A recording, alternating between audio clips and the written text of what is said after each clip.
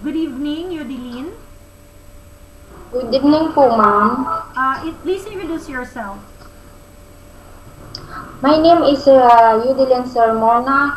I am 37 years old. I am married.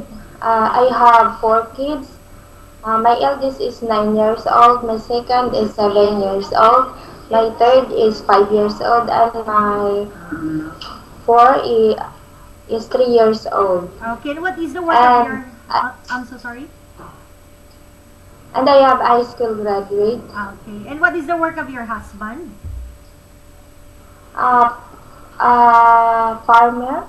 Okay, he's a farmer. Okay, so did your husband know about you applying as domestic helper in Malaysia? She's agree, ma'am. I'm so sorry. Did your husband know that you applied for domestic Yes, helper? ma'am. Okay. Wala po sa Manila, miss. Okay, so why do you Si want to go Zena. to Malaysia and work as domestic helper? What So, is this your sign. Experience. No, I'm sorry, ma'am. I'm asking what is your reason why you applied as domestic helper to Malaysia? Okay. I need money for my family, especially my education for my kids. Okay, and do you think going abroad as a domestic helper is easy or difficult? I think it's difficult, ma'am. Okay, actually it is very difficult, YODELYN, okay? Because even though you have experience working in the Philippines as a housemaid, here in Malaysia, the houses are big, okay? But most of the Yes, employers, they only hire one maid. So, of course, besides all the household chores, if they have children, you need to take care of the children. And if they have pets, you need to take care of the pets as well. So, do you think you can handle those responsibilities? Yes, ma'am. Are you sure?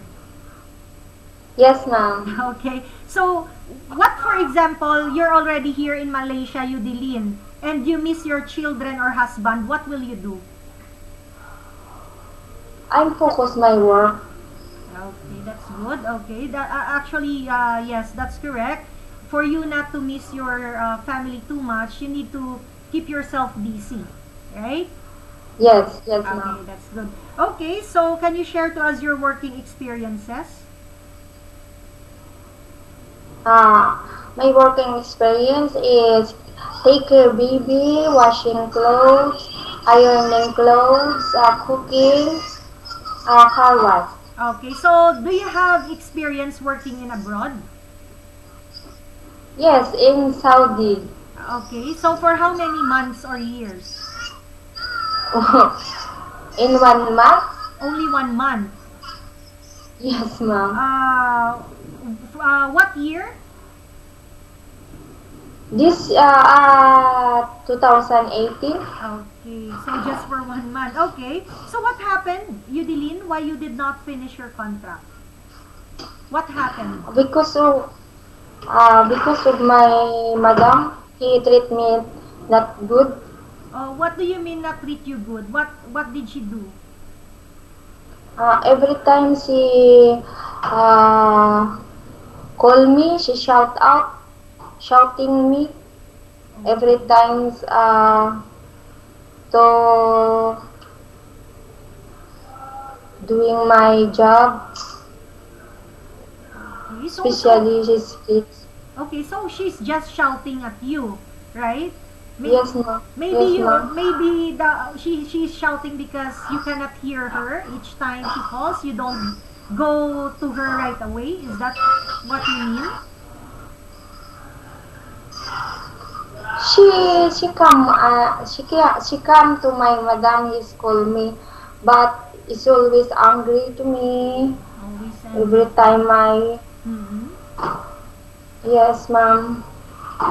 But I don't understand my madam. It's very strict. Very strict. So, do you think if you have an employer here in Malaysia that is strict as well, you think you can handle the employer? Yes. What if you're already here in Malaysia and your employer is the same, shouting when she's calling you, when you have when you commit mistakes on your job, she will also shout at you. So, are you going to also terminate your contract because of that? No, ma'am. I try my best to doing my job, and I promise to finish my contract, 2 years contract. Okay. So, in Saudi, you said that your madam is not treating you well. But I mean, how about your food? Did you have enough food or rest in Saudi? No, ma'am. Okay. No time to eat, Okay, no. especially in the evening. Okay. But did you talk to your employer about your problems or your issues? No, ma'am. Why you did not talk to your employer? I'm shy. I'm You shy to talk to him. Yodelyn, if you were already in abroad, you don't have to be shy or afraid, okay? Because of course, if you're going to work, you have to be strong, okay? And if your employer is not doing good to you, you have to talk to them, okay? You need to tell them that what is right and what is wrong as well if you have your reasons, okay? Because we don't want you coming here in Malaysia, and then if you have issues with your employer, you will just not talk to them, and then you will just tell them, ma'am, I don't want to work anymore, I want to go back. Okay, we don't want like that. Yes, ma'am. Okay. Yes, ma'am. Okay, so Yodelyn, besides your, how many members in the family in Saudi? 4, ma'am. How many children? 2. And what are the age of the children? Age? Age, yes. 8 and 5 Okay. years old. Okay, and how many maids in the house? 1. Only 1. Only you. Okay.